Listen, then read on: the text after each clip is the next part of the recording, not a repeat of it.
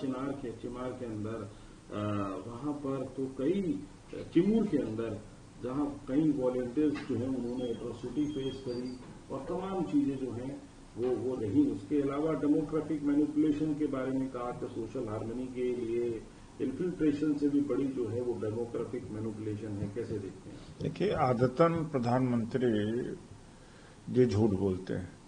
1929-30 की बात है, कुछ कार्यकर्ता हेगडेवार जी से मिलने गए तो कहा जेल भरो आंदोलन है। तो कहा भाई ये आपकी मर्जी है कि जाए नहीं, अपने घर को तो देखना चाहिए, अपने परिवार को देखना चाहिए। इस तरह से हेगडेवार ने अपने कार्यकर्ताओं को डिस्करेज किया कि जो गांधी जी का काल है उसमें शामिल न हो।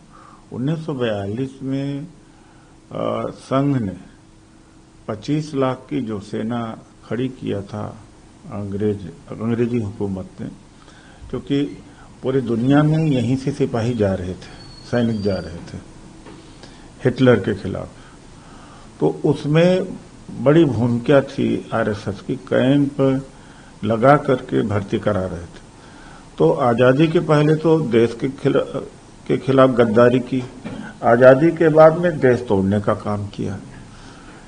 डॉक्टर अंबेडकर उनके जीते जी अगर किसी ने पुतला जलाया, संविधान जलाया, तो 12 दिसंबर 1949 को आरएसएस ने जलाया।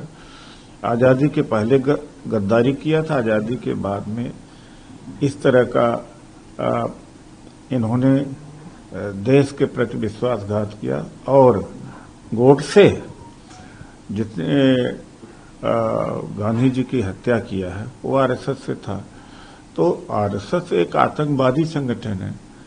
काश पटेल जी और जिंदा रहते तो मेरा ख्याल है कि न मोदी जी रहते न आरएसएस रहता, खत्म हो जाता, क्योंकि पटेल जी ने आरएसएस के ऊपर प्रतिबंध लगाया था। नेहरू जी लिबरल थे इसलिए बच गए। और इसके अलावा इन्होंने हमेशा हिंदू मुस्लिम तोड़ फोड़ और झगड़ा लगाना यही करते रहे। 2 नेशन की थ्योरी देने वाले यही है। और 52 साल तक तिरंगा को, जो हमारा तिरंगा है उसको नहीं अपनाया इन्होंने। गोलवलकर ने कहा था कि डॉक्टर अंबेडकर ने जो संविधान बनाया है दूसरे देशों से लेकर के जोड़ तोड़ किया।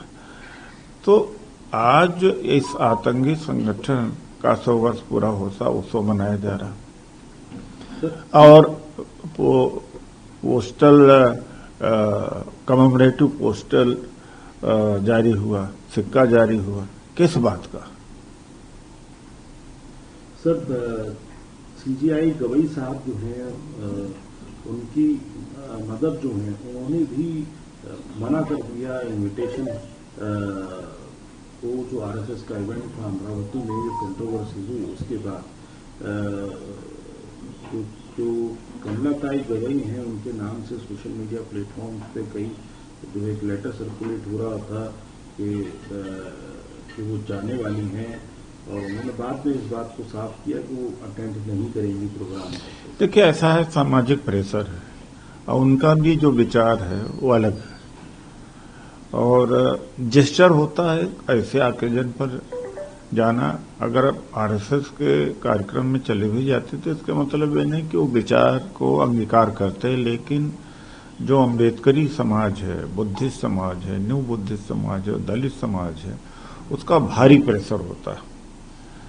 तो वो आरएसएस से बहुत ही ज्यादा नफरत करता है। तो ऐसे में उनके लिए भी ठीक था, कमलाताई जी के लिए भी ठीक था, वो नहीं गई। लेकिन उनको अंदर से ये भी भावना नहीं होगी जाने का। और दूसरी बात है कि प्रथम बुद्धिस्ट सीजीआई गवई जी हैं, उनके ऊपर भी इसका असर पड़ता। तो अच्छा किया नहीं गए, क्योंकि दोनों का केंद्र नागपुर है। एक आरएसएस का भी, एक हिंदुत्व का है, एक हिंदुत्व के खिलाफ है। एक मनुवादी का है, एक समतामूलक समाज का है, और एक सेकुलर का संविधान के पक्ष वाला कैंप है, संविधान विरोधी है। दोनों का केंद्र नागपुर में। जिस वक्त हम बात कर रहे हैं उस वक्त आरएसएस प्रमुख स्वयंसेवक जो है स्वयंसेवक संघ संचालक मोहन भागवत ने कई बातें कही हैं। उन्होंने कहा कि 26 लोगों को, भारतीयों को मारा गया आतंकियों के द्वारा दूसरे सरहद पार से आकर, और हमारी सरकार ने एक मजबूत रिप्लाई दिया और गवर्नमेंट का डेडिकेशन, आर्म फोर्सेस की जो है का साहस वो दिखाया, एक आइडियल एटमॉस्फेयर जो है हमारी कंट्री के अंदर बनाया और एक ढंग का रिप्लाई दिया। और कौन हमारा साथी है कौन नहीं ये भी सामने आ गया। लेकिन उन्होंने एंड में एक कटाक्ष ये भी किया कि देश के अंदर भी कुछ ऐसे अनकॉन्स्टिट्यूशनल एलिमेंट हैं जो डिस्टेबलाइज करने की कोशिश करते हैं। उन्होंने ये भी बात कही कि नेपाल में, श्रीलंका में, बांग्लादेश में रिवोल्यूशन हुए, उससे सिर्फ इंस्टेबिलिटी आई। गवर्नमेंट को इस तरीके के क्योस को अवॉइड करना चाहिए, पर जो लोग इस पे डिससेटिस्फेक्शन एक्सप्रेस करते हैं वो उससे किसी को फायदा नहीं होता। अंबेडकर साहब ने इस तरीके के मूवमेंट को ग्रामर ऑफ एनार्की कहा था, ये भी बात कही है उन्होंने। तो आप किस तरीके से देखते हैं? साथ ही साथ वो पॉलिसीज के ऊपर बात कर रहे हैं, सरकार की पॉलिसीज अगर लोगों के साथ नहीं जुड़ती हैं तो दिक्कतें होती हैं। और ये भी बात कही, और टैरिफ के ऊपर उन्होंने बात कही कि ये दो देशों के बीच का मामला होता है जो है, और इससे अफेक्ट होंगे सब लोग, और कोई भी कंट्री आइसोलेशन में नहीं रह सकती। ये बात उन्होंने कही है, कैसे देखते हैं? देखिए, सबसे ज्यादा डिस्टेबलाइज करने वाला अगर संगठन कोई है तो आरएसएस है। मोहन भागवत जी इशारा किसी और को और कर रहे होंगे, लेकिन जितने हिंदू मुस्लिम के झगड़े होते हैं इन्हीं के द्वारा कराए जाते हैं। कहीं मांस काट के फेंकवा देंगे, कहीं दारू पिला के लड़वा देंगे, कहीं झूठी अफवाह कर लेंगे, कभी गौ हत्या के नाम से करेंगे। तो सबसे पहले दूसरा, जो पहलगाम में 26 का सिंदूर उजाड़ दिया और पुंछ में 16 लोगों की हत्या कर दी, तो मोहन भागवत जी आपको शर्म आनी चाहिए कि अगर हम पाकिस्तान को सबक सिखा रहे हैं तो क्या उससे हमें क्रिकेट खेलना चाहिए? है? और हम खेल कर रहे हैं उसके साथ। हम उजड़े हुए सिंदूर को क्या संकेत दे रहे? हमारे सैनिकों पर क्या असर पड़ेगा? हमारे सैनिक बड़े बहादुरी से लड़े और ट्रंप के दबाव में, कहाँ थे उस समय आरएसएस, लेके लाठी खड़ा हो जाता। ट्रंप के दबाव में मोदी जी ने सीज फायर कर दी। कितना अपमानित है। दूसरी बात है, यह सब पता लग गया कि दुनिया में कोई भी देश भारत के साथ नहीं था और आज भी शायद कोई नहीं है। पाकिस्तान के साथ तो दर्जनों देश खड़े हो गए। और तो ये मोदी जी भागवत जी मोदी को प्रेज करें। देश से कोई मतलब नहीं, इनका स्वार्थ है कि सत्ता में रहे और दुष्प्रचार करें। जो आपने बात कही भारत पाकिस्तान के मैच की, उद्धव ठाकरे भी यही कह रहे हैं, एक देशभक्त होने के नाते मैंने मैच नहीं देखा, जिन्होंने देखा वो देशद्रोही हैं। एंटी नेशनल में ही जो लोग हैं उन्होंने भारत पाकिस्तान के मैच को एंजॉय किया। उन्होंने केंद्र पर यह आरोप भी लगाया कि वो महाराष्ट्र के अंदर जो फ्लड अफेक्टेड एरियाज हैं उनको नजरअंदाज कर रहे हैं और बिहार पे फोकस कर रहे हैं, क्योंकि बिहार में चुनाव है और जो स्कीम्स हैं वो सारी चीजें जो हैं और वो पीएम केयर फंड से सब बिहार में एलोकेट की जा रही है, महाराष्ट्र को नजरअंदाज किया। वो तो बात सही है कि बिहार में एक भी बड़ा उद्योग नहीं लगाया और गुजरात में ही सब लगाया जा रहा है। गिफ्ट सिटी गुजरात में बनी, सेमीकंडक्टर की इंडस्ट्री है, मारुति है, तमाम सारे उद्योग केवल गुजरात में ही जा रहे हैं। बिहार में रेवड़ी बाट आते हैं थोड़ा बहुत जीने के लिए। महाराष्ट्र को जो आर्थिक राजधानी है उसको भी खत्म करना ये चाह रहे हैं। तो जहां इनका स्वार्थ होता वहीं पर सहायता भेजते हैं। तो यह बात तो ठाकरे जी ने सही कहा। दूसरी बात है कि ये देशद्रोही का काम किया इन्होंने, पाकिस्तान के साथ में क्रिकेट खेल करके देशद्रोह का काम किया। अब महिला एशिया कप जो हो रहा है उसमें महिला टीम भी जाएगी, वो भी देशद्रोही कार्य है। अगर पाकिस्तान से खेलते हैं तो देशद्रोही कार्य है, लेकिन पैसा और भारी पैसा, अमित शाह जी का बेटा है तो देशद्रोही, तो ये देशद्रोही लोग हैं।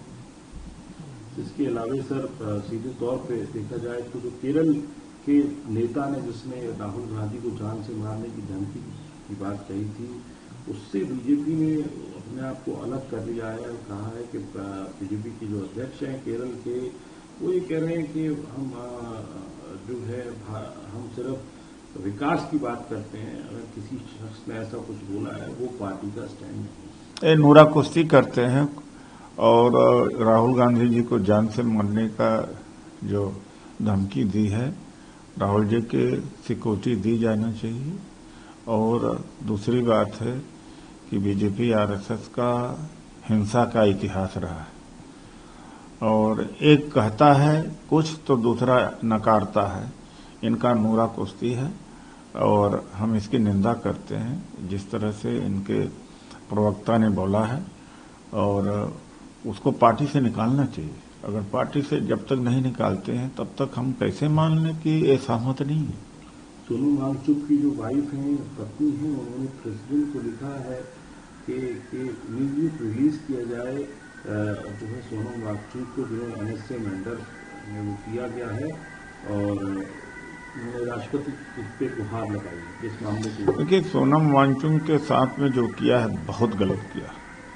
इसका इंटरनेशनल इफेक्ट भी है, नेशनल इफेक्ट है, और जो सीमा से लगा हुआ क्षेत्र है वहां पर इसका बहुत बुरा परिणाम होगा। उनकी सोनम वांगचुक की गलती यही है कि जो बीजेपी ने पहले वादा किया था देने को, हिल डेवलपमेंट काउंसिल शेड्यूल 6 देने की वादा किया था, स्टेटहुड देने का वादा किया था, उस पर बीजेपी ने कोई कार्रवाई नहीं किया। वहाँ अग्निवीर की वजह से भी बहुत वहाँ पर लोग नाराज हैं, और वहाँ रिक्रूटमेंट बोर्ड नहीं है। यानी 370 हटने के पहले बल्कि स्थिति ज्यादा बेहतर थी, और महंगाई बेरोजगारी तो है ही है। तो जिस तरह से आग के साथ बीजेपी खेल रही है, चूंकि बीजेपी हारी है वहां पर, तो ये अंततः इसके बड़े बुरे परिणाम आएंगे। तो सरकार होश में आए और सोनम वांगचुक को रिलीज करे। आखिरी सवाल आपसे सर, पी चिदम्बरम ने कहा है कि नुकसान होता है मीडिया से बात करने का। उनकी बात को मिसकोट किया गया, जो 26/11 को लेकर उन्होंने कही थी। उन्होंने कहा कि उनके वर्ड्स को ट्विस्ट किया गया, कि उन्होंने कभी भी इस बात को नहीं कहा कि अमेरिका ने जो है 26/11 अटैक के बाद रिटेलिएट किया था, भारत को रिटेलिएट करने से रोका था। तो आजकल भी साफ कह रहे हैं कि अगर वो इतने ज्यादा आहत थे तो 15-18 साल तक चुप क्यों रहे? उन्होंने उस वक्त रिजाइन क्यों नहीं कर दिया था अपनी पोस्ट से प्रधानमंत्री से? नहीं, जब चिदम्बरम जी ने कह दिया कि ये उनको टेस्ट किया गया है तो बात खत्म हो जाएगी, और उसका क्लैरिफिकेशन चिदम्बरम जी ने दे दिया। शुक्रिया।